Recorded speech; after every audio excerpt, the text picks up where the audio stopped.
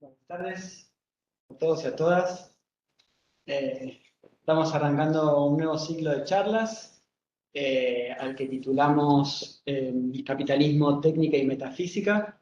Es un ciclo de charlas que viene a dar continuidad a un ciclo anterior que organizamos con el Grupo de Estudios sobre Problemas Sociales y Filosóficos, que tiene sede acá en el Instituto de Investigaciones Gino Germani.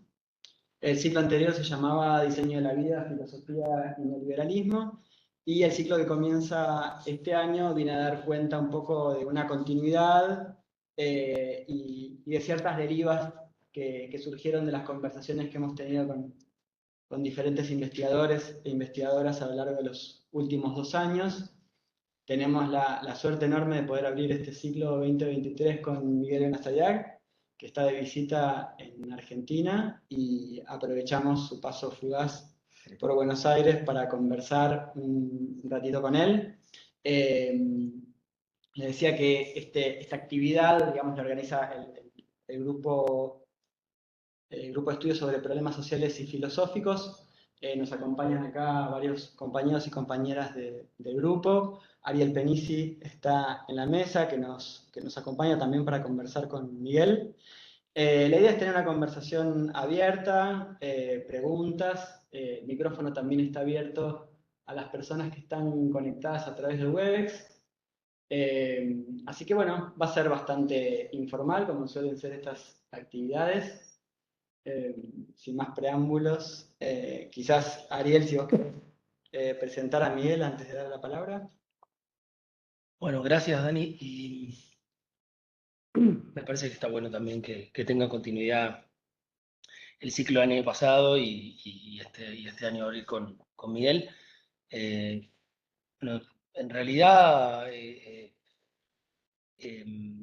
diría que entre los distintos problemas que viene trabajando Miguel hoy, por ahí la idea era tomar dos ejes fundamentalmente, uno que tiene que ver con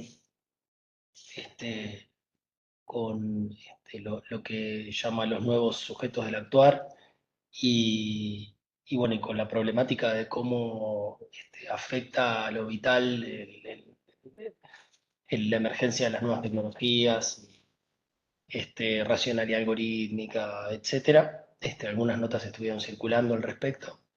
Y bueno, y la verdad es que Miguel articula problemas que tienen que ver con epistemología, con la investigación en biología y neurofisiología y con una historia militante muy fuerte que yo creo que en todo caso, bueno, no correspondería que lo diga él, pero me gustaría también comentarlo para ver si también él quiere decir algo sobre eso, digamos, que creo que es como una especie de pulsión ahí interna que tiene que ver con la búsqueda, ¿no? El otro día me preguntaba qué tendrá que ver aquellos 70, ¿no? El problema del sujeto, ¿no? Tan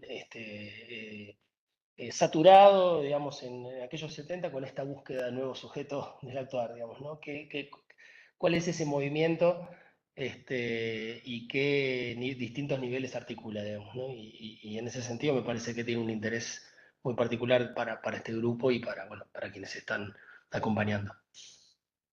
Bueno, está bien, gracias por la invitación. No, o sea, la idea, habían dicho hacer una charla con ustedes, me habían dicho que son en general doctorantes, o doctores, o postdoctores, o sea, estamos todos entre doctores acá.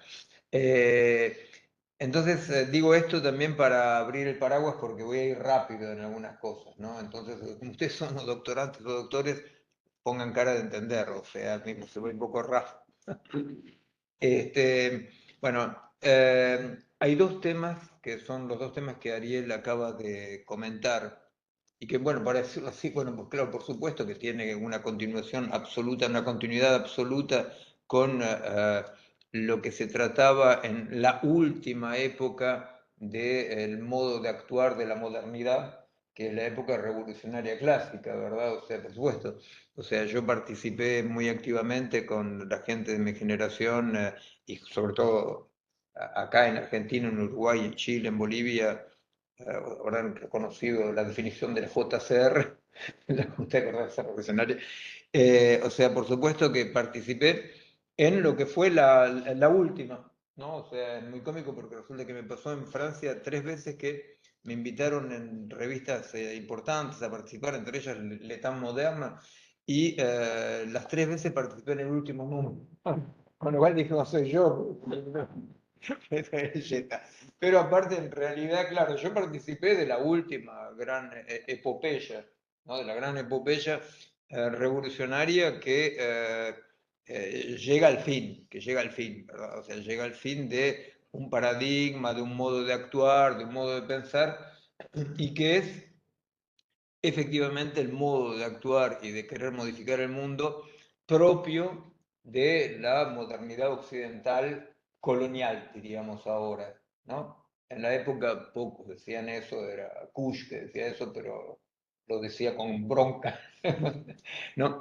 Pero en realidad, claro, es la última época en la cual digamos, a pesar de todos los debates que había, a pesar de las oposiciones internas, de las cuales yo hacía parte de una posición interna basista, digamos, dentro del PRTR, pero a pesar de las contradicciones, digamos que la tendencia mayoritaria del modo de concebir el paradigma del actuar era efectivamente un modo con una cierta verticalidad que respetaba la hipótesis de un sentido de la historia, de cambiar desde el poder, etcétera, etcétera, cosa que no nos aparecía en la época para nada, como lo que es hoy la evidencia, que eso está 100% capturado como paradigma del mundo del ser, como diría Kush, ¿verdad? O sea, occidental, colonial, problema, solución, la idea del ingeniero, ¿verdad? O sea, hay un problema, yo voy a buscar la solución, etcétera, etcétera, y la idea de medios y fines, bueno,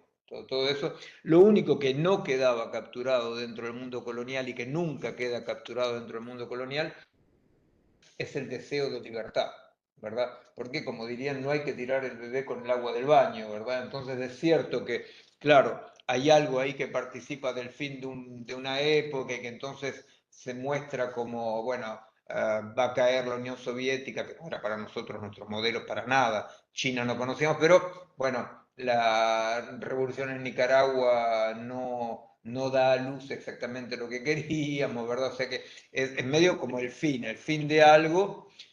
Y repito, claro, lo que no cambió es el deseo absolutamente vital y ontológico de libertad, de justicia, de no aceptar lo que destruye la vida. Pero, claro, eso pensado desde hoy, que ya es mañana, para decirlo así, con respecto a esto, eh, aparece como muy complicado porque la ruptura, la dispersión del sujeto, del actuar moderno, que no es solamente, por supuesto, político, ¿no? Es médico, de todo punto de vista, ¿no? O sea, es la idea de que hay un progreso, que mañana vamos a curar todas las enfermedades, ¿verdad? O sea, no es solamente político para nada. Bueno, esto que está dentro del sujeto clásico del Occidente queda, a pesar de todo, capturado dentro del modo, el punto de vista cartesiano de el hombre, porque era el hombre, ¿no? El hombre como amo y posesor de la naturaleza, y la naturaleza empieza desde la glándula pineal para abajo, ¿verdad? O sea que la naturaleza de cual teníamos que ser amos y posesores era también el cuerpo, los cuerpos, ¿verdad? Y la colonización empieza con este sistema. No, Descartes no tiene la culpa de nada, él lo va a pensar, ¿verdad? Y lo va a afirmar, pero digamos que empieza con este sistema binario, cuerpo-espíritu, hombre-mujer, despierto-dormido, racionalidad irracional, o sea, todas las binaridades propias al humanismo colonial occidental. Bueno, efectivamente, este sujeto, que es el que, para decirlo rápidamente, es el sujeto que va a producir el antropoceno, ¿no? El antropoceno, casi yendo muy rápido, pero no, porque, bueno, el antropoceno, a mí lo que me parece importante y que pocas veces se dice así claramente, no porque nadie esconda nada, sino porque no se ve desde ese punto de vista, tenemos que tener en cuenta para para pensar la importancia de lo que se nombra como el antropoceno, lo que se reconoce como el antropoceno, que se considera entonces una era geológica. Una era geológica quiere decir cambios materiales objetivos en las placas tectónicas, en el océano, en la atmósfera, ¿verdad? Bueno, las eras geológicas son inmensamente, millones y millones de años, hasta que aparece la vida, ¿no? Hay eras geológicas pre-vida hasta que aparece la vida. Desde que aparece la vida, la era geológica siguiente, cuando ya apareció la vida, ya mucho más corta, porque lo vivo modifica muy rápidamente la materialidad misma del mundo. El mundo concebido como una autoproducción, ¿no? Como autoproducción. Más allá del relato, hay una autoproducción mismo cuando yo me siento cartesiano y me creo sujeto, eso es el relato que acompaña los procesos. Los procesos son siempre la autoproducción. Lo que cambia es el modo de esta autoproducción. Bueno, el antropoceno, entonces, ustedes se imaginan que, si bien desde la aparición de la vida como era geológica hasta el antropoceno se aceleró mucho las transformaciones profundas y materiales del mundo, el antropoceno son 300 años. Y en 300 años, ¿qué consideramos? Que el nivel de modificaciones materiales merecen para los geólogos, para los biólogos, etcétera, merece la categoría de una era geológica, ¿verdad? Entonces, bueno, si ya la vida acelera, pero esto 300 años para ese nivel de... Bueno, para pasar rápido con eso, claro, ¿y por qué el antropoceno termina? ¿En qué termina el antropoceno? ¿Quién decide que termina el antropoceno? Nadie decide que termina el antropoceno. Nosotros, desde nuestro punto de vista de investigadores, retomamos lo que dice Edgar Morin aparte avala eso, ¿no? Que es de decir, consideramos el antropoceno un modo de relación así y al mundo, ¿no? Un modo de autoproducción, ¿no? Que, llegado a un cierto punto, produce enormemente, ¿no? O sea, no es ni bueno ni malo, no se puede, así es una evaluación, ¿no? Sería ridículo. Pero lo que sí pasa es que un momento dado, la destrucción se transforma en ampliamente mayoritaria con respecto a la producción. Esto es cierto que para los biólogos, los geólogos, los demógrafos, bueno, toda la gente que estudia y que se dice, pero bueno, el antropoceno, ¿no? El hecho de que haya una relación, un conjunto de relaciones de autoproducción del mundo, llegan a un punto de agotamiento y que produzcan más destrucción que producción, es una gran novedad para mucha gente, pero es cierto que los que venían del campo marxista, esto es una cosa que Marx había dicho muy claramente, no hablando de autoproducción, no hablando para nada de antropoceno, pero Marx va a decir, en un momento dado, si no se cambia el modo de producción, entendiendo como las relaciones de producción, él lo va a focalizar sobre las relaciones de producción, la destrucción de fuerzas productivas o la destrucción del mundo va a ser más grande que la producción, ¿no? Y es interesante porque es cierto que, claro, él guarda el antropocentrismo, por supuesto, no solamente lo guarda, lo desarrolla, pero él tiene esta intuición genial, ¿no? De pensar que hay algo que puede bloquear, y no solamente bloquear, sino que si se sigue, va a destruir. Y nosotros vemos, o sea, cómo es cierto que la producción, las innovaciones, que no pueden en nada ser asimiladas a el progreso, ¿no? El progreso era con un sentido, la emancipación, etcétera, etcétera. Las innovaciones son asemánticas, las innovaciones no tienen ningún sentido en sí, son innovaciones, ¿verdad? Y las innovaciones que continúan, que podría decirse durante un tiempo, se decía, bueno, pero las innovaciones van más allá, guardando un poquito el paralelo con el marxismo, ¿verdad? Un poquito, digamos. Podría decir, las innovaciones tecnológicas pueden ir más allá, pueden sobrepasar el problema de la destrucción de fuerzas productivas, ¿verdad? El problema de que no se cambia, de paradigma, como quieran, ¿verdad?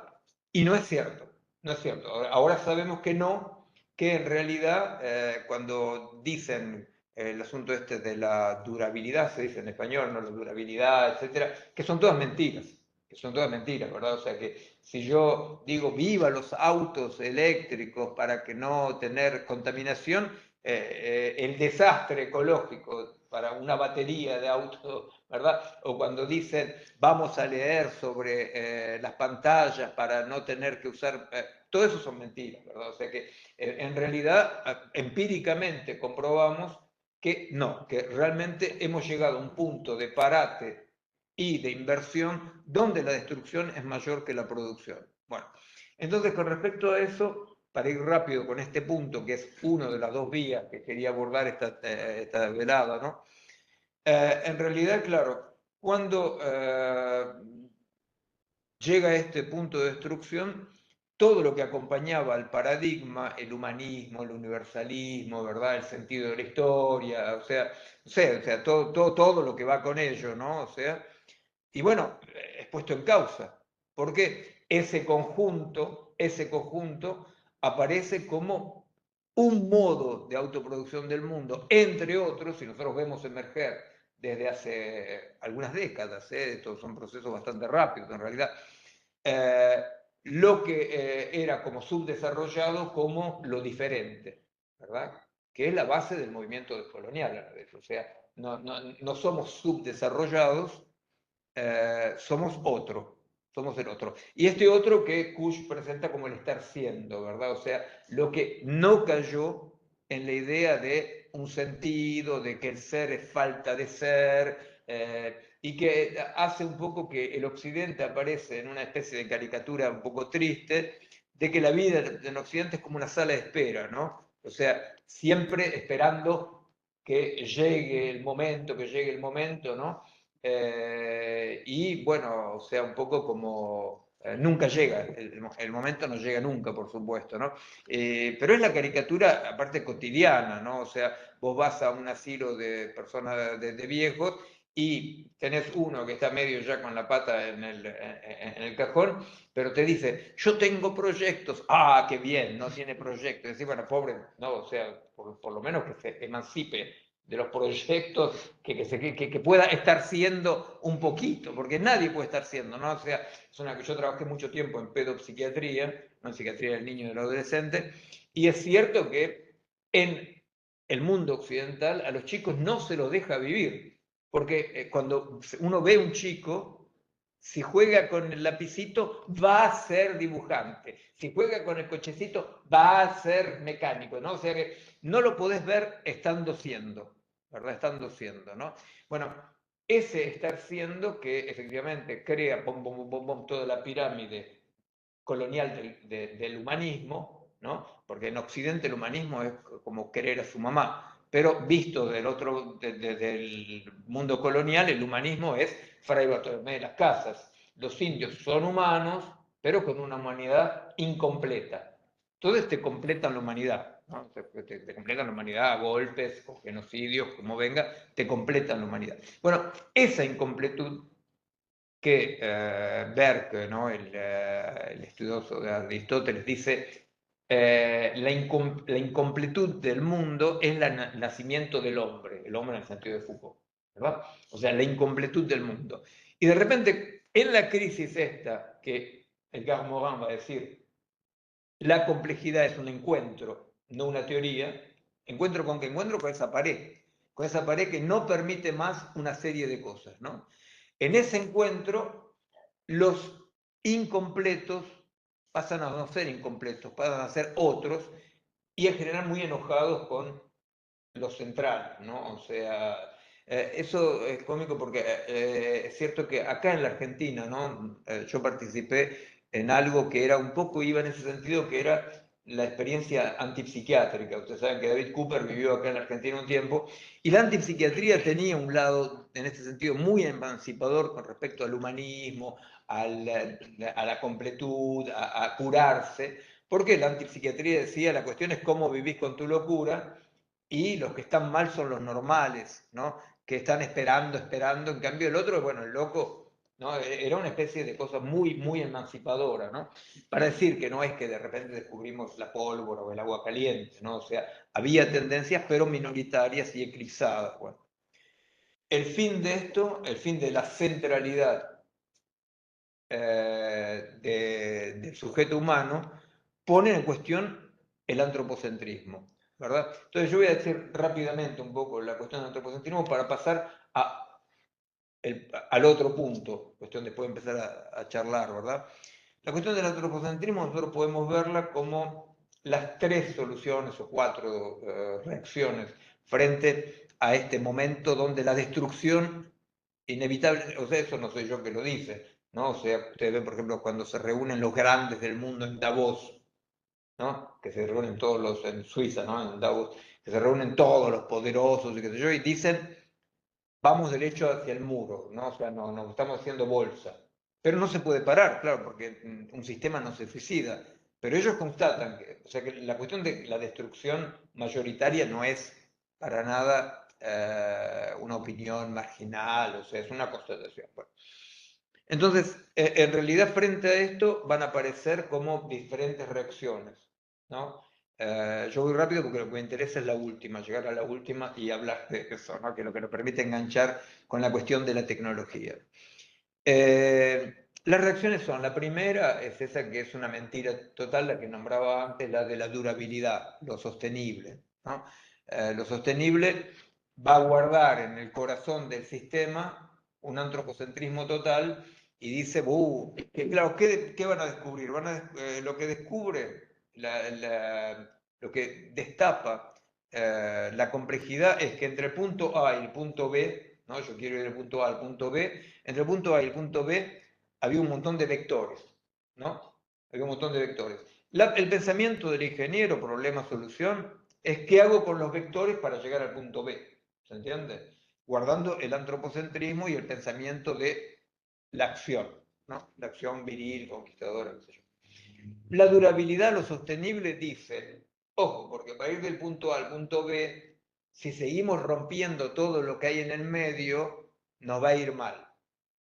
Pero en realidad siguen rompiendo todo lo que está en el medio, pero dice, tengamos un poco cuidado, vamos a separar la basura, vamos, ¿no? Y claro, lo que pasa es que también lo que hay atrás de la durabilidad como Sustentabilidad sería. sustentabilidad, eso. Pero se ha entendido durabilidad. Sí. La durabilidad es que quieren hacer cosas que duren más para tener que fabricar. Ah, ok, bueno. Quizás la palabra es No ser obsolescencia. reciclado. Ok. Claro, la durabilidad es la idea de tener en cuenta los vectores que están entre yo y el objetivo, ¿verdad? Bueno, dentro de esta durabilidad, efectivamente lo que va a haber es, bueno, cómo hacer para seguir con el antropocentrismo, cómo seguir consumiendo, cómo seguir, pero lo que hay atrás es que el gran secreto, pero conocido por todo el mundo, que es que no va a haber para todo el mundo, ¿verdad? No va a haber agua para todo el mundo, no va a haber tierra construible para todo el mundo, no va a haber, no sé, no va a haber comida no podrida para todo el mundo, ¿verdad? Que no va a haber para todo el mundo. O sea, es interesante porque ustedes conocen muy bien, porque son tan doctores, muy bien la posición de Coire, ¿no? Que va a decir el famoso libro de Coire que dice del mundo cerrado al universo infinito, ¿no? Hablando del pasaje del mundo clásico a la modernidad, o sea, se abre el infinito, y ahora del mundo cerrado al universo infinito a el mundo hipercerrado. O sea, nos dimos cuenta que estaba cerrado. Más allá de algunos delirantes post-humanistas o transhumanistas que creen que se van a ir a vivir al planeta Marte o a la Luna, lo que estamos experimentando es que no es para nada más el universo infinito, sino que era finito y finito, finito, ¿no? O sea, bueno. Entonces, eso tiene atrás toda una cuestión, toda una connotación política, económica, demográfica, mayor, que es que, bueno, que saben que no va a haber para todo el mundo, que no va a haber para todo el mundo, que entonces vamos a tirar en la frontera, vamos a dejarlos ahogarse en el Mediterráneo, vamos a esterilizar a poblaciones, vamos a dejar morir gente, pero no va a haber para todo el mundo. Bueno, ese es un problema fundamental, ¿no? El problema fundamental es que en la emergencia de la complejidad va acompañada con esta experiencia de volver al mundo finito, ¿verdad? Y va a poner adelante, pero es una digresión, pero bueno, no importa, va a poner adelante como si fuera una especie de caricatura de Heidegger, ¿no? O sea, como si la cita con el ser para la muerte, qué sé yo, de repente se desplaza hacia la muy posible muerte de nuestra especie, ¿no? Porque ustedes calculen que si en los últimos 40 años 60% de los vertebrados desaparecieron, nosotros, que hacemos parte de los vertebrados, ¿verdad?, no tenemos ningún contrato con nadie que nos asegura que nuestra especie no está en peligro. En todo caso, hay algo en la demografía que no puede de otra manera que volverse a cerrar, ¿verdad? Bueno. Entonces la primera posición es la posición de seguimos todo igual con el antropocentrismo, con lo cual es un negar la complejidad. La segunda posibilidad, que es muy interesante, es la posibilidad de la ecología radical, digamos. La ecología radical es la que entre el punto A y el punto B, ¿no? O sea, se entiende en el sentido del pensamiento lineal del ingeniero, de la modernidad, entre el punto A y el punto B va a reconocer, no que hay solamente vectores, pero va a reconocer que hay sujetos, ¿no? Ustedes ven que la Argentina en eso fue la vanguardia mundial, porque el primer sujeto no humano que se reconoce como sujeto de derecho es la Mona de Misiones, ¿verdad? Se reconoce un sujeto, ojo, porque no estoy hablando de derechos de los animales, ¿no? No es darle derechos a los animales, es sujeto de derecho, yo soy sujeto de derecho. La Mona de Misiones fue la primera históricamente, hace como, no sé, 15, 20 años, no sé, no me acuerdo. Y después hubo ríos, bueno, internacionalmente, creó una jurisprudencia internacional, hay ríos, hay una isla en Francia, hay bosques, ¿verdad?, que se reconocen como sujeto de derecho. La cuestión del sujeto de derecho es complicada, la complicación no viene donde uno piensa de una manera un poco inocente, que es decir, ay, ¿cómo va a venir el bosque a tribunales? Eso no es un problema para los juristas, porque ser representado es lo propio de un montón de sujetos de derecho que no pueden presentarse, ¿verdad? O sea que es una revolución epistemológica mayor. Es una revolución epistemológica mayor. ¿Se dan cuenta? O sea, que de repente hoy en día los juristas, que no son surrealistas que piensan, que imaginan mundos, el jurista es del tipo que, dado la realidad ya muy concreta y material, tengo que legislar sobre eso. Bueno, ¿qué a nivel de la jurisprudencia internacional hayan emergido otros sujetos? ¿Se imaginan? Para Descartes y el cartesianismo, ¿verdad? Amo y posesor, no, amo y posesor, no, o sea, coposesor, ¿no? O sea, hay otros sujetos. Bueno, eso digamos que es la segunda posición, para ir rápido, que es la idea de decir, hay otros sujetos, tenemos que, entonces se habla, por ejemplo, de una posición de diplomacia con los otros bichos, las otras especies, y también con el ecosistema, ríos, ¿verdad? O sea, decir, ojo, no tenemos tiempo hoy, no es el tema, pero efectivamente es muy interesante de comprender cómo a nivel de sistema, de pensamiento, de producción de derechos, de producción de imágenes, es muy, muy, muy concreto los mecanismos que permiten identificar en un sistema otro sujeto de derecho y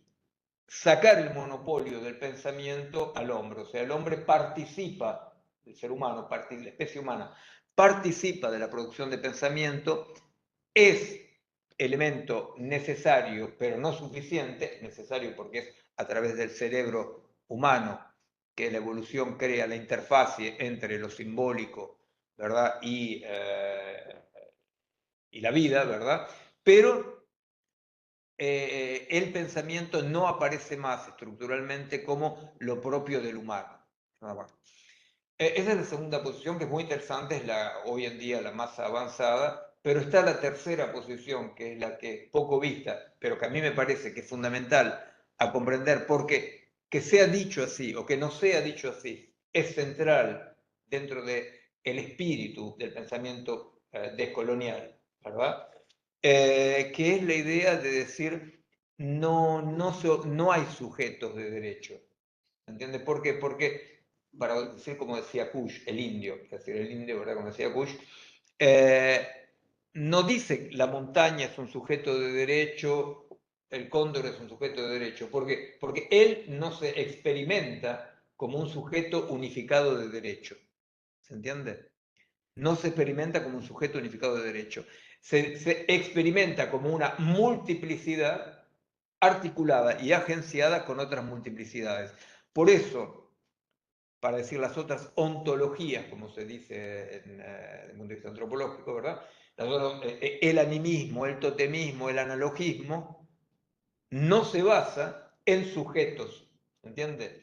Bueno, si nosotros llegamos hasta ahí, efectivamente la cuestión es cuál es el recorte de la realidad que nos permite hoy pensar y actuar en la complejidad. O sea, si el recorte no es más el humano como sujeto, si el recorte no es más tampoco simplemente que haya otros sujetos y que sea, como dicen algunos, la asamblea de objetos y de especies, ¿verdad? Lo cual, bueno, no importa, no vamos a criticarlo, pero digamos que si no es la asamblea entonces nosotros tenemos que pensar en términos situacionales, como tendencias situacionales que van hacia lo orgánico, entendiendo lo orgánico, no como lo vivo, todo lo vivo es orgánico, pero lo orgánico es un modo de organización, ¿no? O sea, digamos, lo vivo es autopoiético, pero lo orgánico es lo que bueno, es la definición de Kant. Lo más rápido que en biología se adopta eso como definición del orgánico, que es, bueno, en la crítica de la razón pura, que dice, bueno, es orgánico un sistema en el cual cada parte es por y para la otra, ¿va? O sea que, y esto es importante cuando veamos la cuestión de la tecnología, la continuidad del orgánico, contrariamente a lo agregativo, no es por contigüidad, ¿entiendes? O sea, que es una diferencia fundamental, es una fundamental. En la máquina más máquina, inclusive en los proyectos actuales más avanzados de la computadora cuántica, es fantástico la potencia, pero la continuidad de ser por contigüidad. Y es muy cómico porque es una contigüidad, pequeño detalle técnico, mismo se incorpora en la intricación cuántica, ¿verdad? O sea, es una contigüidad que tiene una distancia, de nuestro punto de vista, no sabemos si eso es una distancia, no sabemos lo que es eso, la intricación cuántica es una cuestión muy complicada, pero digamos que es siempre continuidad por continuidad. Lo orgánico es lo que tiene una continuidad sin continuidad, ¿se entiende? O sea que la unidad está dada, por decirlo así, por el famoso todo en cada una de las partes, ¿no? Desde un punto de vista biológico, por ejemplo, la vida en un organismo vivo está en cada parte, pero no está en ningún lugar. Hay en todos nosotros, como en cualquier bicho, hay centros vitales, le pega un tiro en el corazón, en la cabeza, se muere, pero no es el centro de lo vivo, ¿se entiende? Es vital, pero no es el centro, no tiene centralidad, ¿verdad? Es un poco como los místicos, queda mal decir eso hablando de biología, pero un poco tiene el lado místico, donde el centro está en todas partes, la circunferencia en ninguna, como diría el maestro de Kant, ¿no? Bueno, en biología, bueno. Entonces, claro, si nosotros queremos pensar efectivamente la posición, digamos, la más radical, la que yo decía, de pensar en términos situacionales, la única posibilidad de pensar en términos situacionales, entonces, que no se trata más ni siquiera de reconocer otros sujetos, sino de poder experimentarse, pensarse, concebirse como multiplicidad entre multiplicidades, sería esta ¿de acuerdo? Bueno, entonces, ¿qué es lo que pasa? Lo que pasa es que efectivamente, ahora hago un salto, ¿no? Para poder articular la cosa, ¿no? Lo que pasa es que entre las multiplicidades existentes, una multiplicidad, una potencia mayor es efectivamente la potencia de la tecnología cibernética, ¿no? Que emerge en un momento dado, se desarrolla con una potencia increíble y, bueno, eso yo trabajo hace más de 20 años en eso, sobre cómo modifica los cerebros, la cultura. No que yo no trabaje sobre cómo modifica la psiquis, trabajé sobre cómo modifica los cerebros, ¿no? Directamente, y la cultura por los mecanismos de delegación de funciones, ¿no? O sea, el mecanismo de delegación de funciones, yo delego las funciones, lo que yo delego, yo no me ocupo más.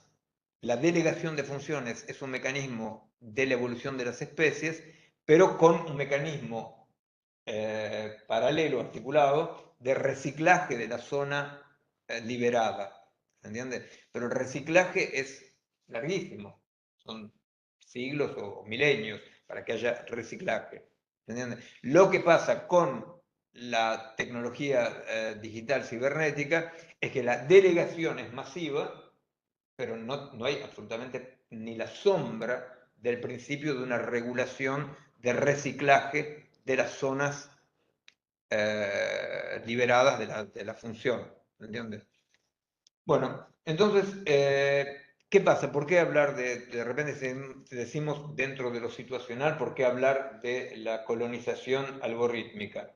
Bueno, porque lo que pasa es que el mundo algorítmico se desarrolla, se autodesarrolla como si fuera una especie. No es autopoyético, por supuesto, no es autopoyético, es un mixto, depende de lo vivo, pero se desarrolla con una autonomía, ¿no? Que, como se dice, o sea, si bien hay gente que beneficia de eso, no hay nadie que lo maneje, ¿verdad? Entonces, el nivel de desarrollo, de la potencia cibernética solamente se puede comparar en cuanto a la importancia que tiene antropológicamente, como se hace, con la emergencia de la lengua articulada que hace de la especie humana a la humanidad y con la escritura, con la emergencia de la escritura, ¿verdad? Entonces, bueno, las lenguas, bueno, no sé, las lenguas hay mucha discusión con respecto a la emergencia de las primeras lenguas articuladas, etcétera, pero hay algunas que son muchísimo, que van a rastrear mucho más lejos, pero digamos que las que están más cercanas son 80.000 años, ¿verdad? Etcétera. La escritura son mucho más cerca, son 6.000 años, ¿no? Con las tres fuentes de escritura, que no, si están conectadas o no conectadas, bueno, no vamos a entrar en eso, que son China, Egipto y la Mesopotamia. Son 6.000 años, o sea, quedémonos en la escritura y la lectura, son 6.000 años.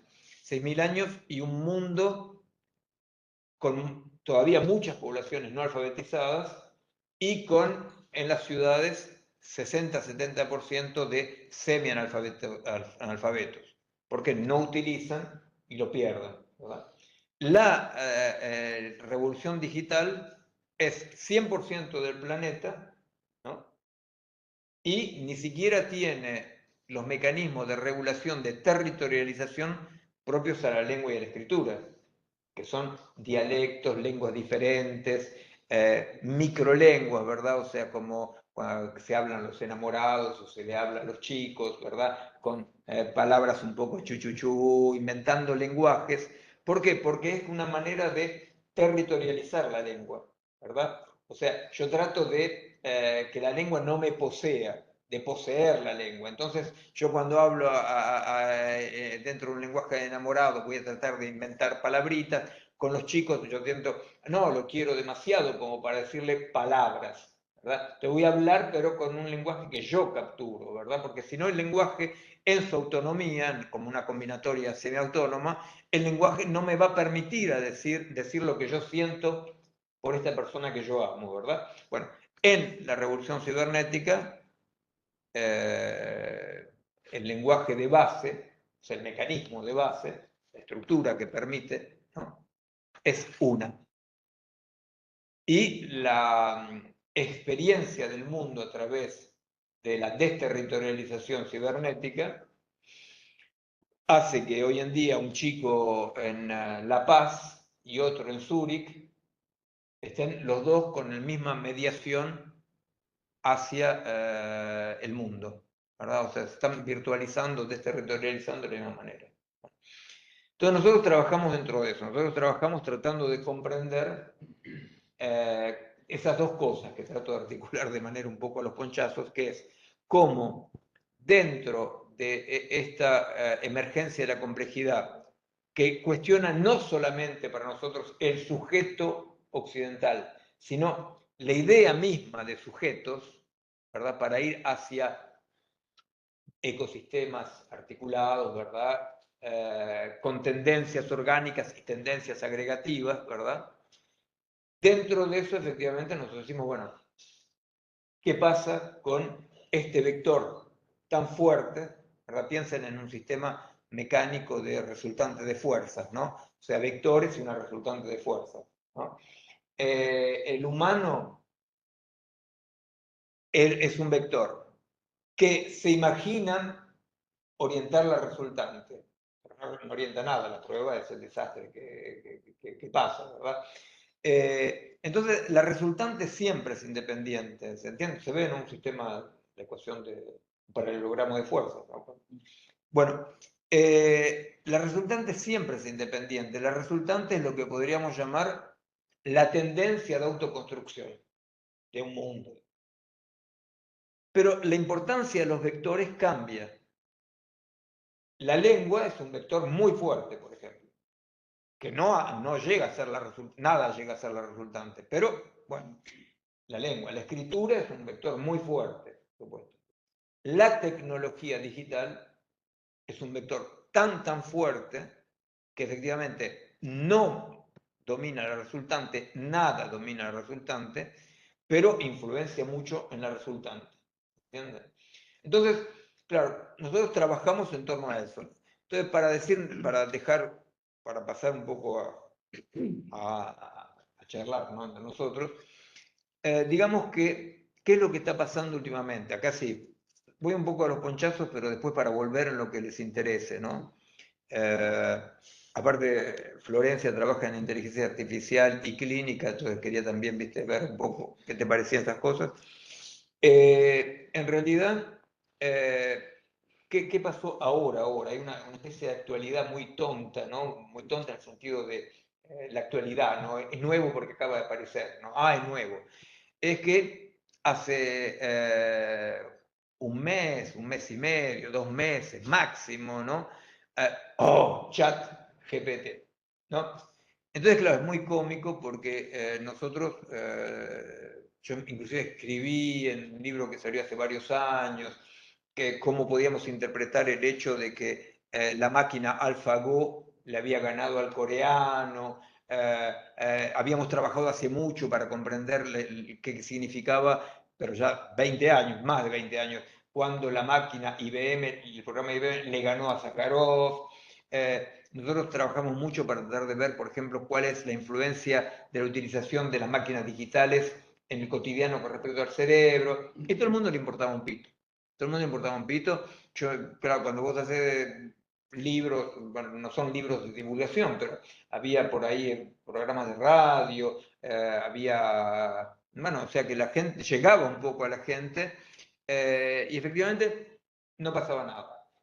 Para decirlo de manera un poco caricatural, ¿no? Lo que los investigadores encontrábamos cada vez más era lo que se llamaría una simplificación de la complejidad cerebral por delegación de funciones. ¿Verdad? Bueno, no le importaba nada a nadie. Bueno, de repente, gracias a Dios de Spinoza, llega el chat GPT. El chat GPT llega a dónde? Llega a los diarios, a los medios, porque un investigador con el cual yo trabajo, que está en Japón, de nuestro grupo, hace, no sé, por lo menos 8 años que está trabajando en un programa exactamente como el chat GPT.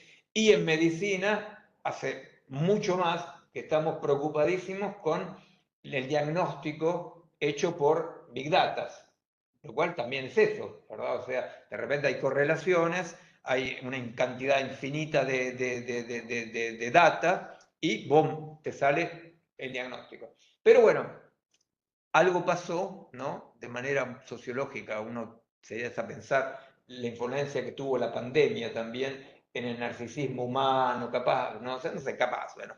Pero algo pasó que hace que este chat GPT, que dice la máquina puede hacerte la composición, la vaca, ¿viste? Bueno, entonces vos no tenés más la vaca, nos da la leche, el cuero, no, la carne, la composición la vaca, o la tesis de doctorado, te lo puede hacer ChatGPT.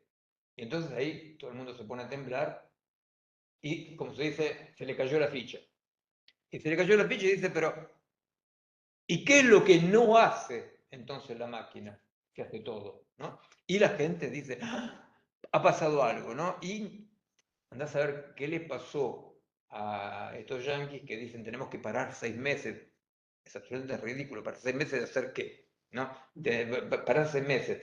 Pero es como un llamado, ¿no? Diciendo, somos conscientes, ojo, ojo. Capaz que también para que no le hagan juicio mañana, no sé por qué, pero se largan esta pavada de decir tenemos que parar 6 meses. ¿Parar 6 meses de hacer qué? Porque esto va a destruir. ¿Pero va a destruir qué? Ellos saben perfectamente de hace por lo menos 30 años los procesos de delegación de funciones. Bueno, en realidad una última cosa y después para pasar ya a ver los detalles concretos más técnicos capaz que tienen que ver con esto, ¿no? Bueno, en realidad lo que nosotros hace mucho tiempo que estamos viendo como tendencia, ¿no? Por ejemplo, cuando yo saqué un libro sobre el cerebro aumentado, hombre disminuido, en el cual yo trato de contar de la manera más comprensible posible las consecuencias de la delegación de funciones, ¿no?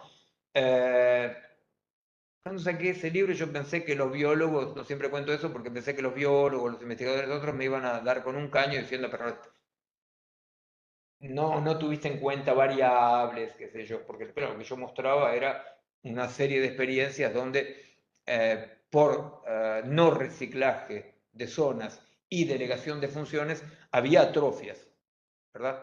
Y lo que sería una simplificación del cerebro, para decirlo así, ¿verdad? Bueno, no tenemos derecho a decir eso porque no se dice, pero digamos, para decirlo rápidamente, había una simplificación de la complejidad cerebral y la reacción de los colegas fue, sí, es así, y, ¿no? Y ahí a mí me empecé a preocupar porque todos me decían así, o sea, nadie me dio con un caño diciendo, no tuviste en cuenta tal variable, tal otra variable, ¿verdad? No, todos decían, sí, sí, tenés razón, es así, y, bueno, ese y, yo decía, pero ¿cómo y? Y decían, bueno, y claro, o sea, el rol del cerebro humano, el rol del humano dentro del sistema va a ser marginalizado y va a ser un segmento más dentro de la red.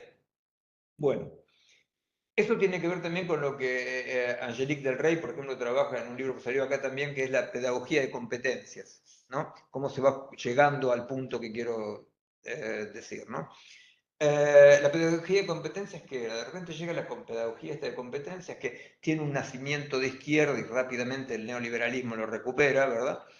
Que es, tenemos que enseñar a los chicos, a enseñarles competencias útiles, aprender a aprender y aprender a desaprender lo que aprendieron, ¿verdad? Y era un poco sorprendente esto, porque ¿en nombre de qué? Bueno, si nosotros traducimos esto con un poco de mala leche, decimos, se trata de aplastar todas las afinidades selectivas, se trata de crear una educación no territorializada, ni en territorio ni en uno mismo, ¿verdad? Y útiles e inútiles con respecto a quién? Con respecto al mercado. Con respecto al mercado. O sea, efectivamente, la escuela de competencias es eso. O sea, vos como afinidad electiva te gusta tocar la guitarra, pero no hay en el mercado no hay guitarra, no va. Entonces vos tenés que aprender algo. Y de repente cuando nosotros llega esta cuestión del chat, ¿no? GPT, pone al desnudo lo que sin que haya ningún Mandinga ni Maquiavelo atrás, se está definiendo como una estrategia sin estratega, ¿no? En el sentido de Foucault, no estrategias sin estratega, que la geografía, el confín, ¿no? De lo que sería el humano, poco a poco va a ser una especie de operador, lo que llamábamos con el artículo que hicimos, un operador de informaciones. ¿Entiende? Un operador de información. O sea que el chico, o el adulto, pero el chico hablando de educación, el chico lo que tiene que saber es buscar la información necesaria y hacerla circular. Entonces cuando uno dice, pero el chico no aprende nada, claro, aprender dentro de una visión o humanista o mismo no moderna, ¿no? O sea, capaz peor, no peor, más profunda, no moderna, era la escultura de un ser humano, ¿no? En las culturas no modernas, por ejemplo, ¿por qué se bautiza o se bautiza? ¿Por qué hay un rito iniciático a los 7, 8, 12 años? Porque hay que esperar quién es el chico, hay que esperar saber quién es el chico antes de nombrarlo, ¿se entiende? O sea, es la afinidad electiva, es la territorialización profunda, ¿verdad? Entonces, cuando vos ves cómo se manifiestan las tendencias, los tropismos del chico, recién ahí vos lo nombrás. Sería como diametralmente lo opuesto del operador de informaciones, porque el operador de informaciones no tiene que tratar de no ser nadie, porque más es alguien, más dificulta, porque tiene subjetividades, tropismos, afinidades selectivas, ¿verdad? Y que van a dificultar su rol de ser un operador de información. Bueno, ese es el hombre nuevo de la posmodernidad cibernética. Es del individuo al perfil, ¿verdad? Del individuo al perfil. Cada uno de nosotros autopercibiéndose y manejándose como un perfil panóptico, transparente, donde toda territorialización es peligrosa para uno mismo, ¿verdad? Y donde los cuerpos, esperando que la pesadilla transhumanista se realice, de transferir la vida, lo que llaman vida, sobre otra base, cibernética, etc., bueno, los cuerpos están llamados a por lo menos no hacer mucho ruido, a quedarse tranquilos, ¿no? Bueno, entonces efectivamente el último punto es ese, pero no lo desarrollo ahora. El último punto es que efectivamente la información no es comprensión.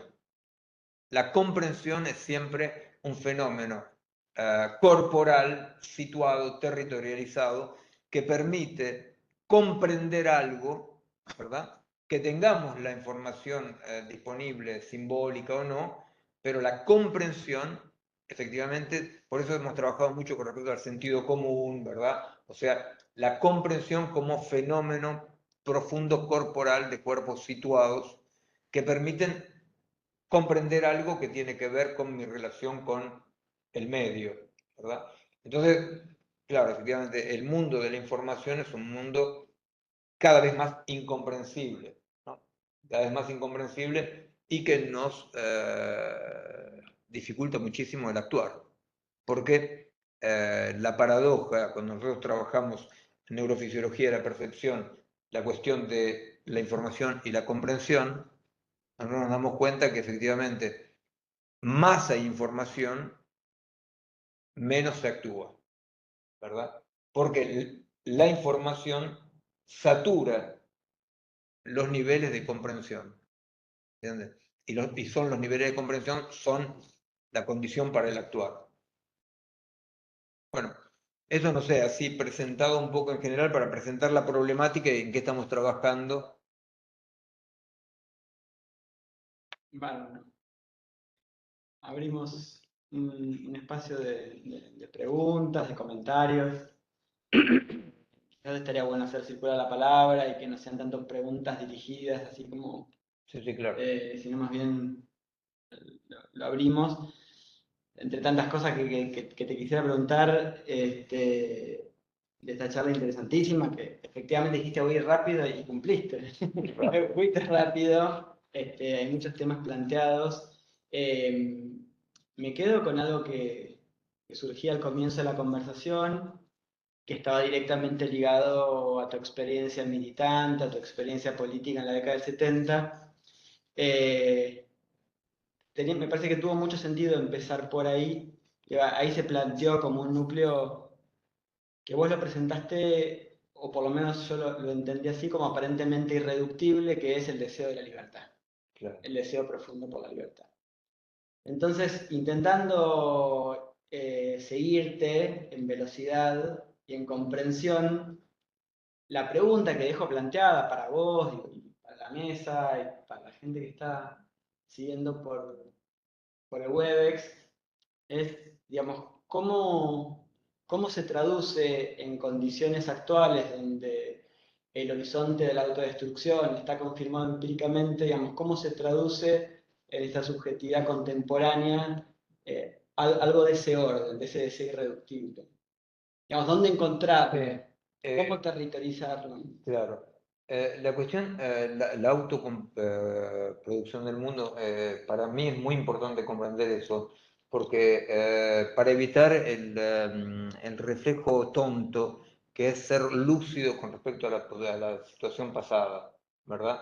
O sea, decir, pero nos tomábamos, creíamos sujetos sujetos de la acción, no, en realidad es un modo de autoproducción del mundo en el cual el vector humano se estructuraba así, se estructura así, ¿entiendes? O sea, no es que, porque si no la pregunta que le hacían a Edgar Morin y que nos hacen a nosotros siempre es, pero el mundo siempre fue complejo. No hablamos de niveles de complejidad de los sistemas, hablamos efectivamente de otra cosa cuando hablamos de complejidad, hablamos de la disolución de un modo de autoproducción del mundo, etcétera, etcétera. Bueno. Entonces, en realidad lo que pasa es que en los diferentes modos de autoproducción del mundo van a aparecer para los seres vivos y para el humano ahí adentro desafíos, desafíos, desafíos que te convocan con respecto a actuar, no actuar, cómo actuar, ¿verdad? Esos desafíos son ontológicos en el sentido de Spinoza. Spinoza es uno de los pocos filósofos, si no el único, no sé, que va a fundar una ética en la ontología, ¿no? O sea que la ética de Spinoza no es una moral, ¿no? La ética de Spinoza por decirlo así, se deduce directamente de la ontología misma. Bueno, eso para decir que asumir los desafíos, ¿verdad? No ir en el sentido de la destrucción, de la muerte, de la identidad A igual a A, de aceptar lo impredictible, ¿verdad? De separarse un poco de su identificación, etc. Eso es lo propio como un mecanismo de base, ¿no? Que bajo formas muy diferentes y mismo contradictorias, están en todos los modos de existencia. Entonces, es cierto que en la modernidad no es que no hay críticos con respecto al sujeto cartesiano, Spinoza mismo es critiquísimo, pero digamos que, bueno, asumir, no era lo mismo, por ejemplo, ponerse en posiciones de stalinistas, en posiciones cerradas, en posiciones de amor del poder y qué sé yo, que ponerse en posiciones más libertarias con perdón de la palabra, ¿no? O sea, libertarias en el sentido clásico, digamos, ¿no? No era lo mismo, el espectro es amplio, pero digamos que la cuestión es hasta qué punto uno asume ese deseo ontológico de más de potencia, para decirlo así, más de potencia, más de alegría, más de libertad, ¿verdad? Entonces, es cierto que a nosotros nos tocó vivir una cosa entre una división, ¿no? Una separación entre dos mundos, y la cuestión es, bueno, ¿te queda vivo o no te queda vivo, ¿no? En esa transformación? ¿Qué es lo que cada uno puede comprender de esa transformación? Si resulta que el comunismo soviético fue lo que fue, si el Gulag y la China fue lo que fue, ¿qué te queda a vos de eso? Te queda la excusa para traicionar toda posición ética en vos, ¿verdad? Y decir finalmente cómo uno va a luchar por la libertad, cómo uno va a desear la libertad, ¿no? O te queda la exigencia de decir, bueno, dado los cambios históricos, efectivamente toda posición de emancipación, de libertad, de justicia, tiene que tomar totalmente otra forma. ¿Se entiende? O sea que para hacer lo mismo, y hace falta un cambio total, ¿verdad? Pero claro, abre la puerta a toda posición reaccionaria, estúpida, cobarde, de decir, mira lo que dio. Bueno, mira lo que dio, no se puede decir mira lo que dio, ¿se entiende? Porque no se juzga una época con una pseudo lucidez de otra época. no sé, efectivamente, para hablar simplemente de una manera un poco tonta, pero chiquita, no era lo mismo ser un guevarista que ser un stalinista, o que estar con Tosco, o, ¿se entiende? O estar, no sé, ¿se entiende? O sea, no era, había una pantalla bastante grande, ¿no? Pero quedaba dentro de un mundo donde era muy difícil no pensar en términos antropocéntricos, ¿no? Spinoza, que da todos los elementos para pensar en términos no antropocéntricos, es totalmente antropocéntrico, ¿verdad? Entonces, claro, nosotros estamos en un más allá. Lo que va a caer es ese mundo donde el antropocentrismo era un vector muy importante. Pero bueno, la cuestión es la defensa de la vida, de la potencia, de la alegría, de la justicia. ¿Por dónde pasa? ¿Verdad? Entonces ahí me parece que es la cuestión donde, bueno, y había muchos elementos que nos permitían pensar en lo que hoy es central, que es un pensamiento situacional. Yo rápido cuento una anécdota, no, que fue fundante. Pensar en términos situacionales significa pensar sin ninguna esperanza, sin ninguna promesa.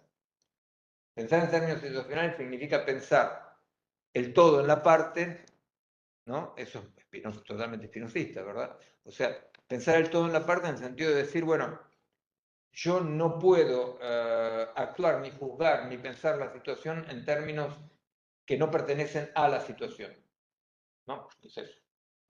Yo experimenté eso en los años de cárcel. ¿Por qué? Porque resulta que a partir de un momento, yo me encargaba en mi pabellón, en el Chaco, ahí donde fue el horror, ¿qué estoy diciendo? ¿Cómo se llama? Margarita Belén, ¿verdad? Bueno, era una cárcel muy pesada. Bueno. En el Chaco a mí me llegó la información un día, es una anécdota, súper anécdota, ¿no? Pero bueno, para que es un pensamiento situacional, ¿no?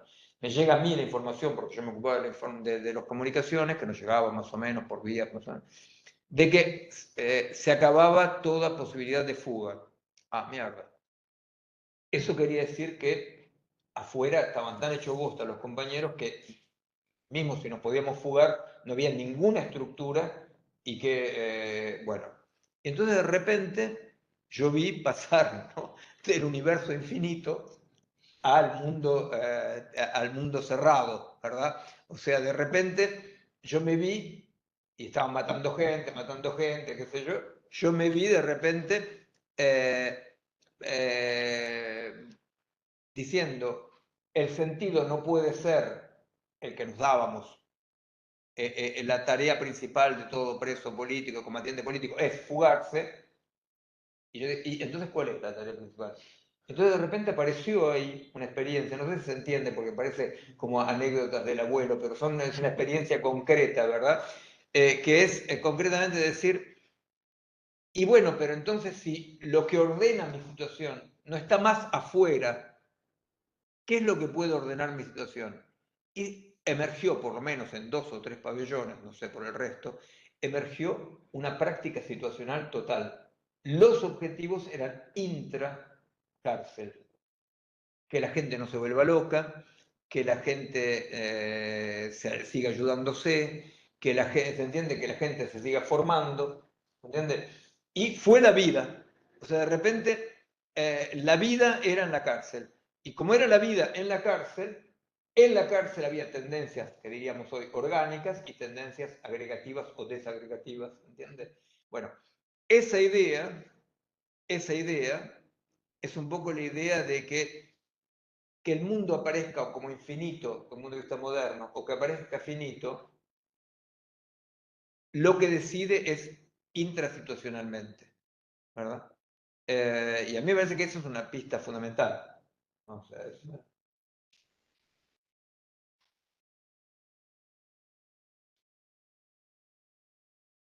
Los que están atrapados en esos cuadraditos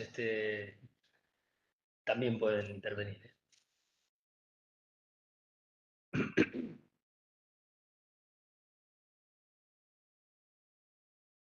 Capaz que nos paseamos mucho entre una cuestión más técnica, más tecnológica y la cuestión situacional. Es cierto que todo eso está no solamente articulados, sino que hacen parte de procesos, ¿no? Pero capaz que, como vos dijiste, capaz que es mucho, demasiado Es rápido. un salto cuántico. No sé cuánto. ¿Algún comentario de aquel lado? Sí, acá, ¿qué tal? Buenas tardes, ¿cómo va? Yo tengo acá una pregunta, dos preguntas tenía para Miguel. En realidad es una sola pregunta y la otra es una referencia que hablaste bastante al principio de Rodolfo Kusch.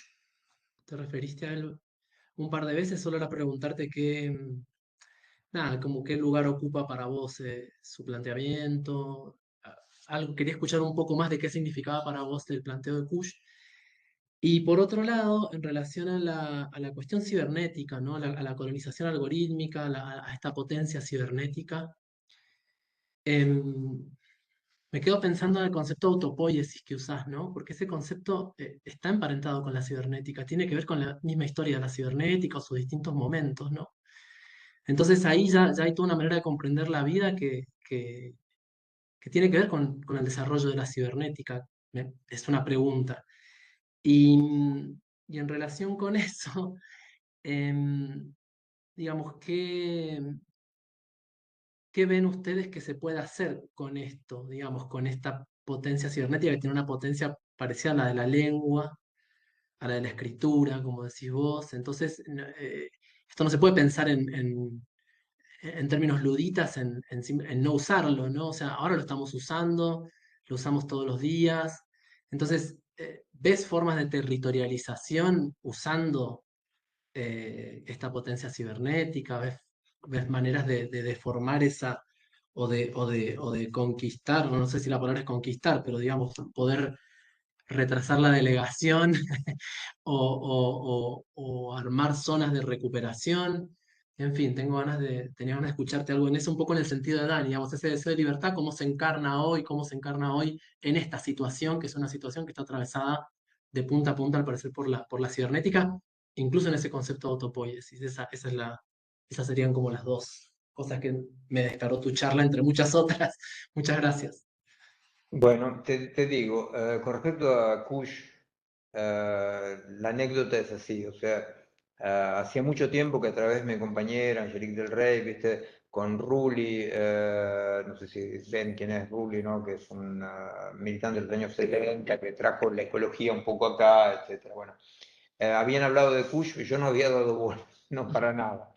Y hace poco tiempo, hace muy poco tiempo, medio por casualidad, anecdótica, poco importa, yo descubro Kush, ¿no? Descubro Kush, no conocía ni el nombre, o sea, Angelique me había hablado, pero yo no le había dado bola, y descubro Kush y me pongo a leer, a estudiar Kush, y leí todo, y releí, profundicé, ¿no?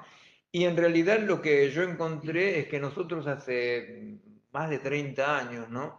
Que con el colectivo que hemos fundado, digamos que el colectivo este, a pesar de todo, malgré tú, ¿no? El colectivo este, de inicio, para decirlo así, tenía una constatación, que era la gente que se sigue comprometiendo social y políticamente evita la complejidad. Y la gente que aborda la complejidad no se compromete más socialmente ni políticamente.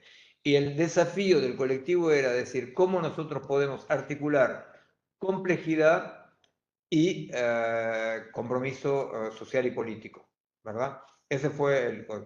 En realidad, entonces, hace más de 30 años que nosotros trabajamos en una crítica del Occidente, hemos publicado El fin del universalismo, una crítica del universalismo muy grande, las preocupaciones con respecto al relativismo, universalismo, lo hemos abordado, hemos trabajado, y yo entonces hace muy poco tiempo, hace, no sé, 4 años, 3 años, descubro Kush y me doy cuenta que en otros términos él había comprendido todo esto muy temprano, ¿verdad? O sea, en el 61 saca América Profunda, o en el 62, no me acuerdo, pero... y me doy cuenta de que efectivamente Kush había comprendido esto y que nos daba conceptos, nombres, imágenes que eran muy interesantes y que nos permitían a la vez de nombrar lo que nosotros nombrábamos contrapoder, lo que nombrábamos situacional, nombrarlo dentro de lo descolonial, ¿no? Y entonces, bueno, como no tenemos ningún tipo de narcisismo de autor, dijimos, bueno, bienvenido, y articulamos nuestra investigación, que a veces es más científica o más, qué sé yo, pero la articulamos con los conceptos de Kush que nos parecen interesantísimos, ¿no? O sea, por ejemplo, con respecto a la potencia, para pasar a la segunda parte, la potencia tecnológica, conoces el ejemplo, por supuesto, de Kush con respecto a la bomba de agua, ¿verdad? O sea, y el indio Aymara que le dice, que no le dice nada, ni le contesta a Kush, ¿no? ¿Por qué? Y que Kush va a comprender, y me parece genial, porque no es una comprensión heideggeriana tecnófoba, ¿verdad? Es una metafísica, ¿no? O sea, no es que la técnica es la metafísica, ¿verdad? O sea, es una comprensión mucho más profunda la de Kush, cuando él va a comprender que una tecnología demasiado fuerte, no metabolizable por una unidad orgánica, va a destruir esta unidad orgánica, ¿verdad? Y nosotros es lo que estudiamos de hace mucho tiempo. Nosotros estamos estudiando hace mucho tiempo que esta falta de sabiduría, para decirlo así, ¿no? En la incorporación de instrumentos tecnológicos dentro de un funcionamiento orgánico, hay que hacerlo con cuidado. ¿Te acordás el otro ejemplo que da Kush con el camión? ¿Te acordás? El camión también en una población en Bolivia, Aymara creo, deciden de comprar un camión para bajar el producto. Y ellos se dan cuenta, hacen un mes o 2 meses, no me acuerdo, de exorcismo del camión, lo pintan, bailan, hacen cosas, y lo que están haciendo es decir, ojo, porque ellos se dan cuenta claramente que el camión, con la velocidad que les permite llevar mercaderías al mercado y subir, el camión les va a modificar a ellos, que es lo que nosotros llamamos de hace mucho tiempo, realmente, hace mucho tiempo nosotros hablamos de la colonización algorítmica del cerebro y la colonización algorítmica. O sea, para darte un ejemplo muy claro, ¿viste? Porque nosotros nos gusta, trabajamos efectivamente complejamente, técnicamente, pero los ejemplos es importante que sean claros. Cuando uno dice, ¿cómo me captura a mí la máquina? Y es muy sencillo, todos los días vos lo ves, la preocupación de la gente, en el sentido heideggeriano, la preocupación de la gente, ¿no? Capturada en mirar la aplicación que tengo, mirar los posibles de la máquina. Y la gente está fascinada mirando la pelotudez de todo lo que puede hacer la máquina sin preguntarse, ¿y a mí qué carajo me importa? ¿Se entiende? Entonces, y poco a poco, ¿ves? O sea, la máquina tiene 5, 6, 7 aplicaciones. Entonces yo me voy a poner a utilizar las aplicaciones de una cuestión lúdica, porque ¿cuántos pasos di entre el laburo y mi casa?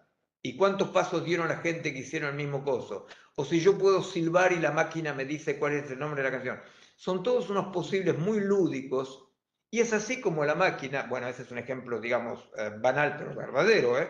Nosotros estudiamos a nivel neurológico, ¿no? Cómo la máquina formatea y captura, coloniza el cerebro. Bueno, el Kush, él entiende perfectamente, entonces él dice, claro, eso es lo que entendieron esta población india que vivía en el altiplano boliviano, dice, ellos entendieron que el camión los va a capturar, que ellos tienen que tener mucho cuidado, porque los posibles del camión les van a modificar la vida, ¿verdad?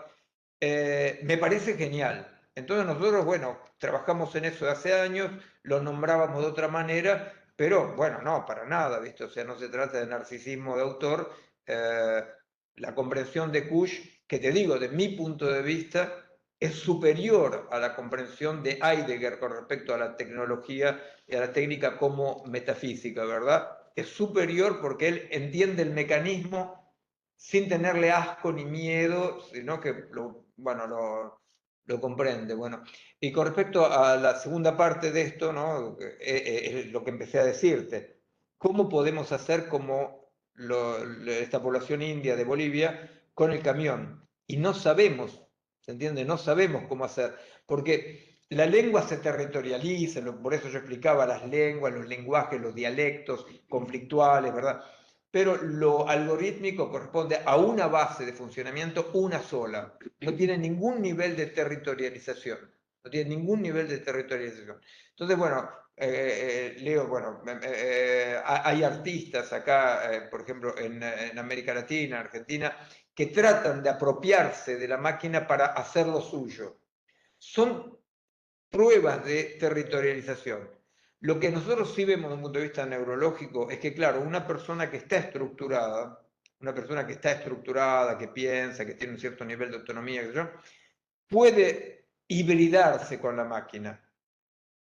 Por eso, claro, no se trata de ludismo para nada, ¿verdad? O sea, el único horizonte orgánico sería una hibridación en la cual la máquina no te coloniza, sino que vos colonizás la máquina y se llega a una hibridación, ¿no? Porque el algoritmo no acepta la alteridad. Todas las hipótesis mayoritarias en el mundo de la investigación parten de que todo es algorítmico, ¿verdad? Entonces, si todo es algorítmico y algoritmizable, no hay alteridad.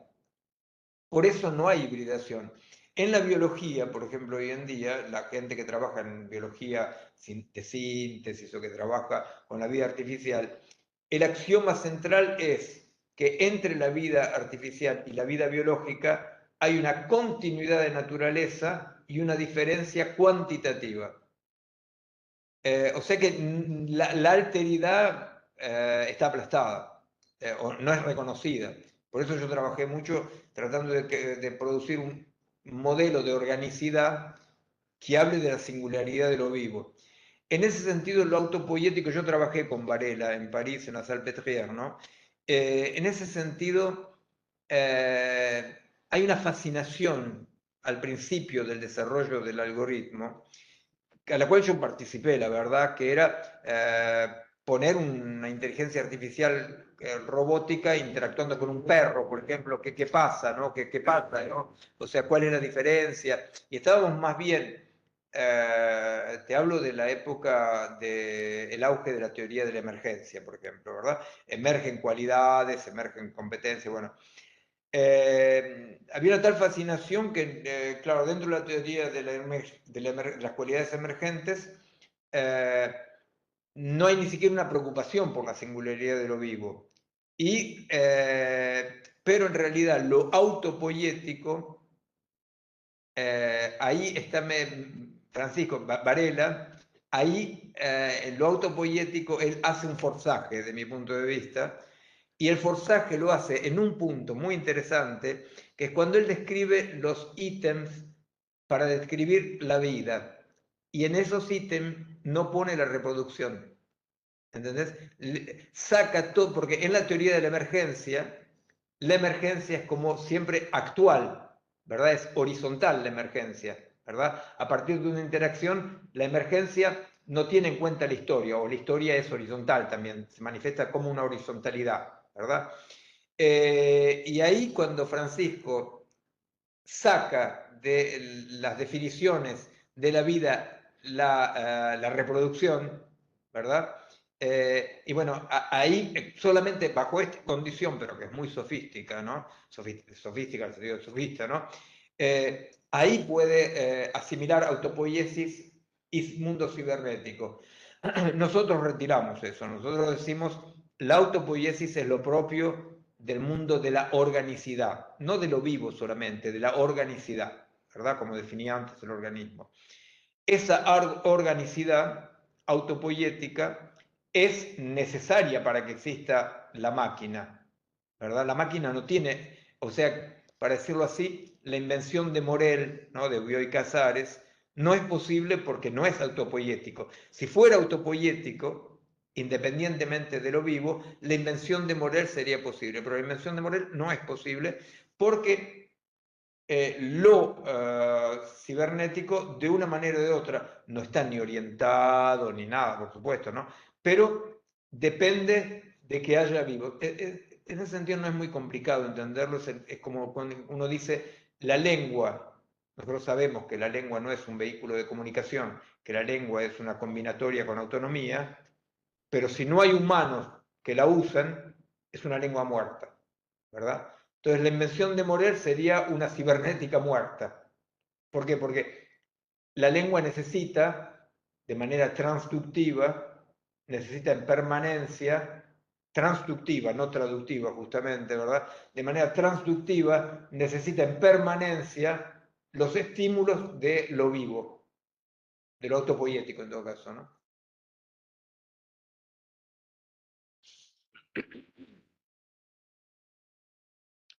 Gracias.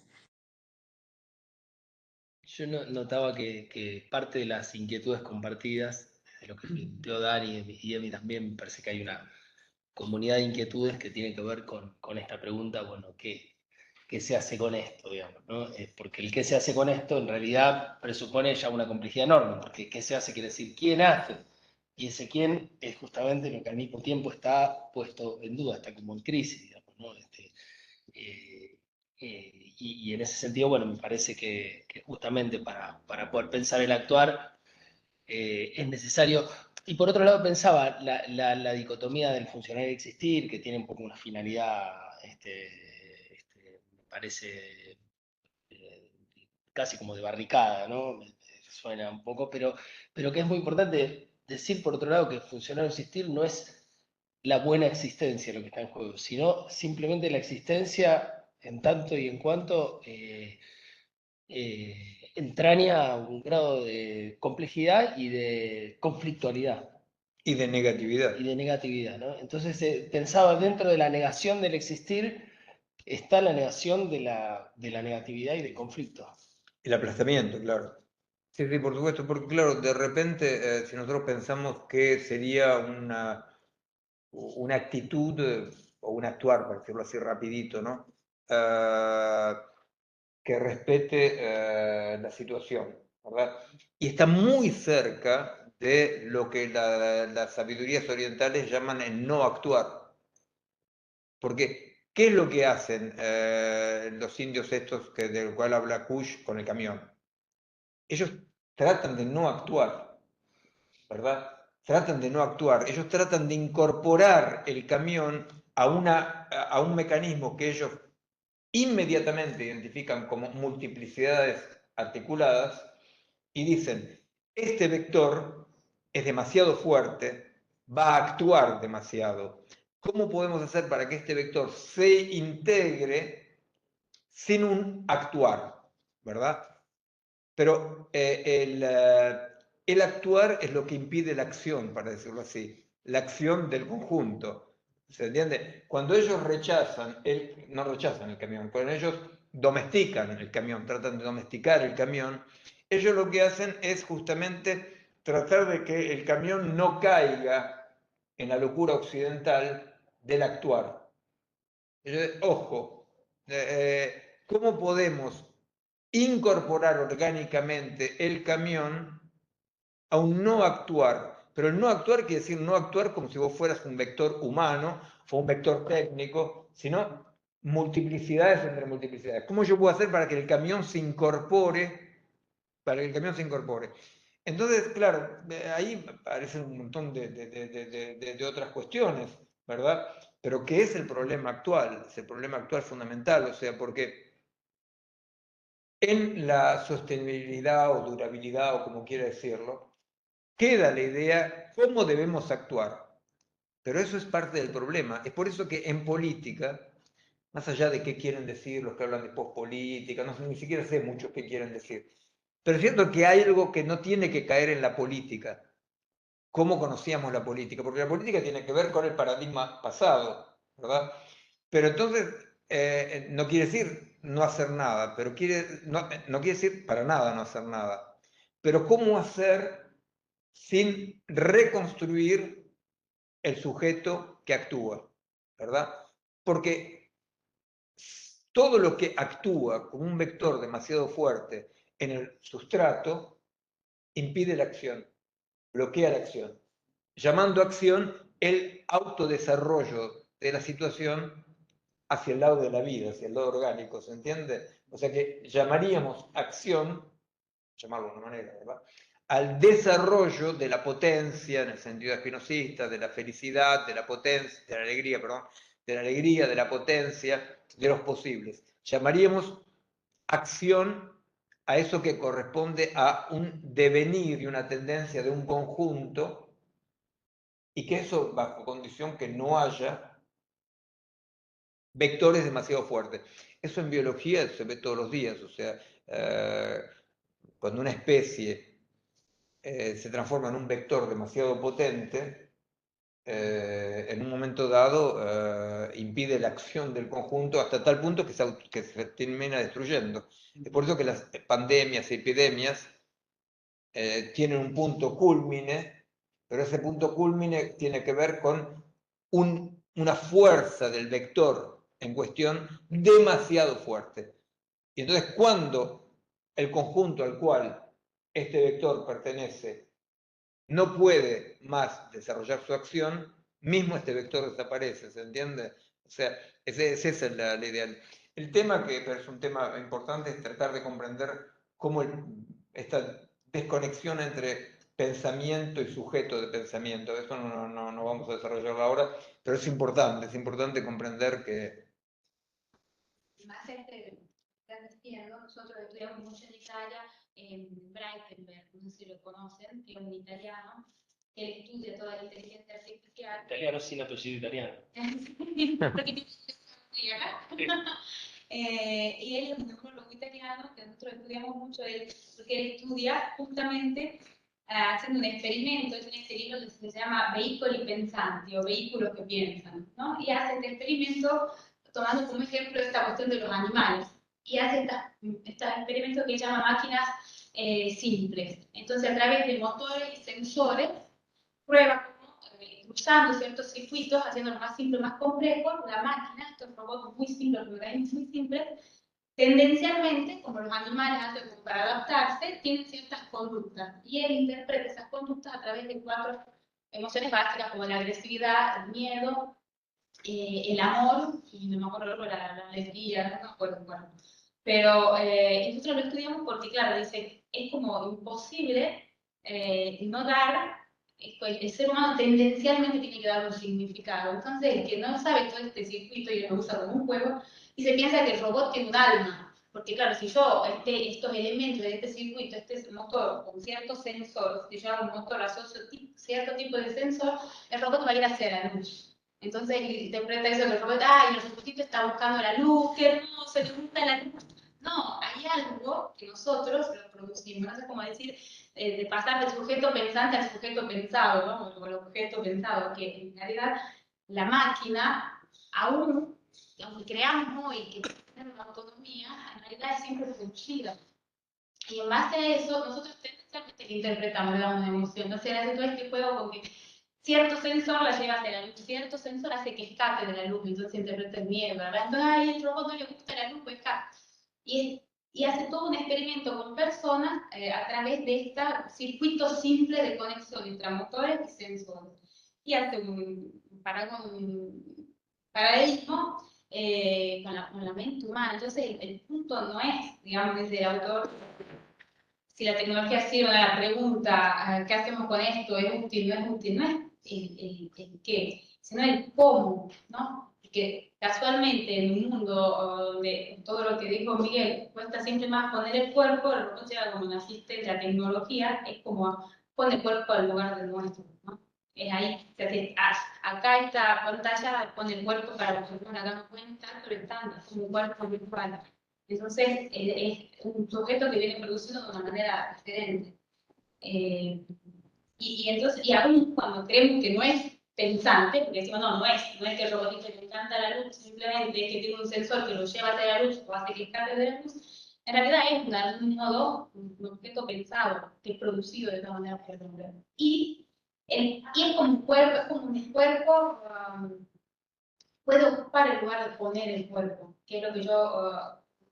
Actualmente nosotros trabajamos con oncología, con inteligencia virtual, y tratamos de entender cómo, por ejemplo, la realidad virtual, la realidad aumentada, puede ayudar a cambiar las respuestas del organismo fisiológico.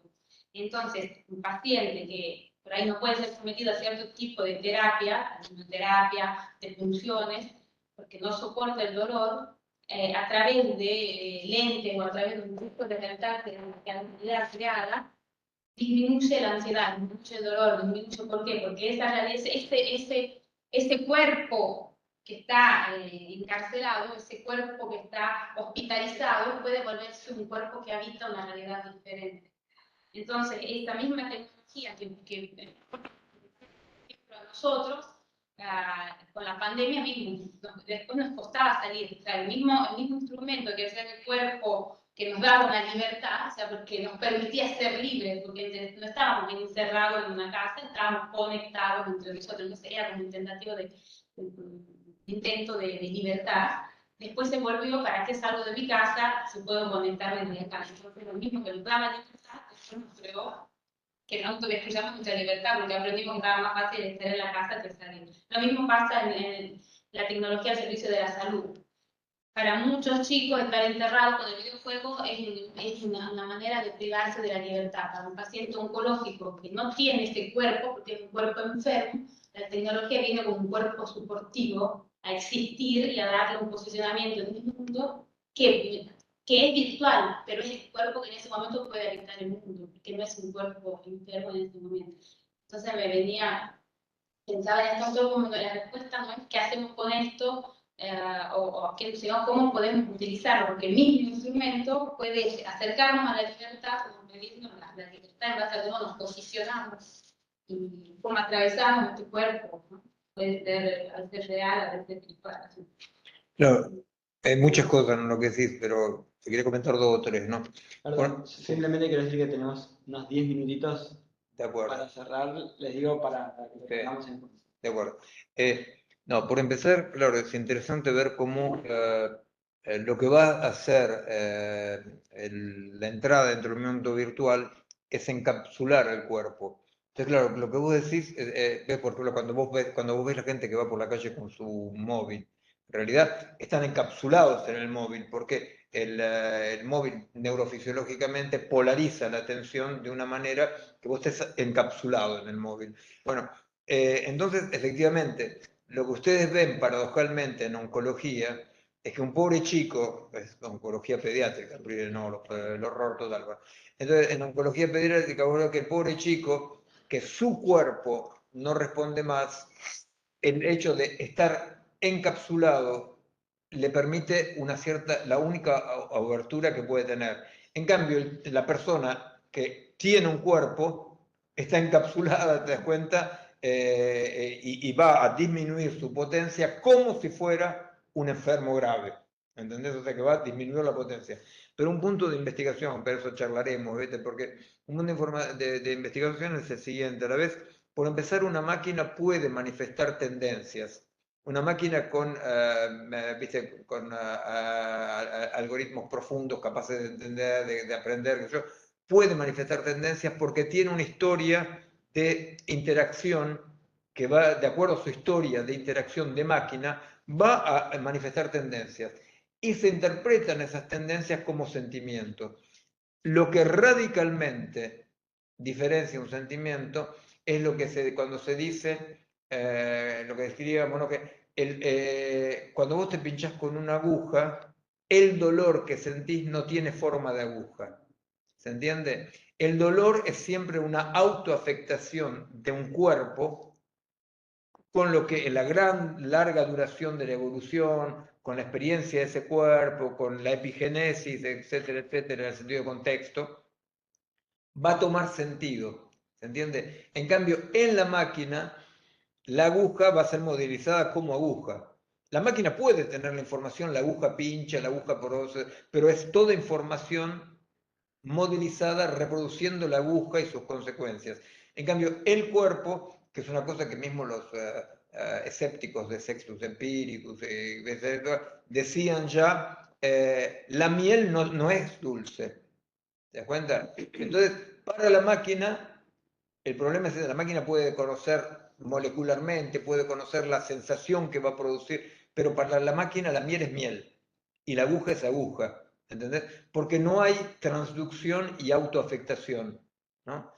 Pero a mí me parece interesante en la investigación mismo ir hasta esa confusión entre tendencia y sentimiento, porque la tendencia, o sea, un dispositivo de contigüidad puede marcar tendencias. En cambio, lo vivo, lo autopoético, la tendencia no es el todo.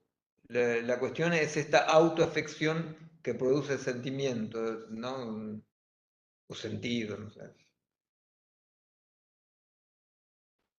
Bueno, no sé si hay algún comentario cortito, breve, más que pregunta. ¿Alguna reflexión? No, yo, para no sé si será cortito, digo, depende no, digo, de esto que venís charlando, hay un concepto, digo, más o menos fuerte, que es la economía de la atención, ¿no? ¿Qué pensás de eso? ¿Cuál es la, los vínculos que podés trazar en tu trabajo? Eso. Y después, relacionado a la cibernética y este operador de informaciones, decías, como una nueva identidad, por decirlo así. Digo, la cuestión de una identidad metastable que intenta hacer toda la sistémica, ¿no? En general y con la cibernética, energía de la cabeza. Puedes señalar algún punto en ese sentido. Si digo, hoy quiero operar información, me vino esa idea de identidad metastable. Como economía de la atención. ¿Qué es lo que entendés como economía de la atención? De la atención, sí. Las diferentes formas de capturar la atención. Claro, en el sentido heideggeriano, de la preocupación. Claro. Decir eso. Bueno, es un poco lo que decía con respecto al ejemplo de estar fascinado por las aplicaciones. O sea, pasar de explorar tus posibles a estar capturado en los posibles de la máquina, ¿verdad? Pero el problema es que los posibles de la máquina son funcionantes, no son existentes.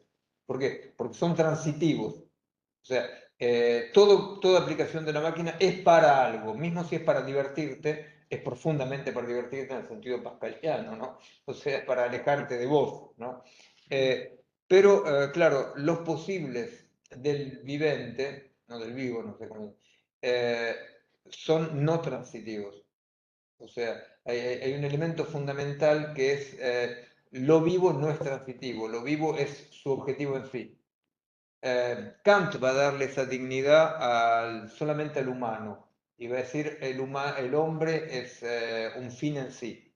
Nosotros justamente, no hablamos de eso, pero se sale de lo que estamos hablando, ¿verdad? Tenemos que pensar desde lo vivo, a partir de lo vivo. Y pensar a partir de lo vivo implica, por ejemplo, efectivamente, la idea de que un cierto tratamiento de los animales no puede ser más aceptado, ¿verdad? Porque justamente en ese modo de producción de carne, no es carne, son animales, ¿te das cuenta? Ese modo de producción de vegetales, no son vegetales, son seres vivos, ¿verdad? Entonces, efectivamente, pensar desde lo vivo tiene que ver con justamente una economía de la atención que no es más una economía de la atención, sino que es de una cierta manera recuperar la inutilidad, la profunda inutilidad de lo vivo. Inutilidad en el sentido de no transitividad. Entonces, claro, Heidegger, la alienación de la atención, no sé, no me acuerdo cómo se traduce en español, ¿viste? La alienación de la preocupación, ¿viste? Es porque te aleja del pensamiento de lo que no se piensa, del ser, ¿verdad? O sea, de lo que no se piensa todavía. Acá se trataría efectivamente de darnos cuenta que los mecanismos de diversión nos transforman en entes funcionantes. Y ser un ente funcionante significa ser un ente transitivo, ¿verdad? Que no existe. Porque la existencia es como lo que yo daba con el ejemplo de la cárcel, lo que de repente vos asumís como la finalidad propia, ¿verdad? Se trata de poder no sentir eso como una cárcel, pero sentir eso como los límites, que más allá de eso no existís más, ¿verdad? O sea, entonces la existencia como donde no alienar tu preocupación y tu atención en nada que te aleje del ser mismo de la situación, ¿verdad? Un poco eso, la idea. Bueno, Muchísimas gracias, Miguel. Gracias a Un ustedes. gusto enorme que hayas venido, que hayas participado. Gracias a todos por acercarse. Están de aquel lado también. Probablemente, como sucedió con las conversaciones que tuvimos con colegas durante el ciclo anterior, sean subidos al canal de YouTube del Instituto de Investigaciones Gino Germani. Así que bueno, pronto lo podrán ver ahí también. Perfecto, bueno, muchas gracias. Gracias. Bien. Claro, viste, uno duda un poco con respecto a puntos más técnicos, viste, como el que dialogando un poco con Florencia, de repente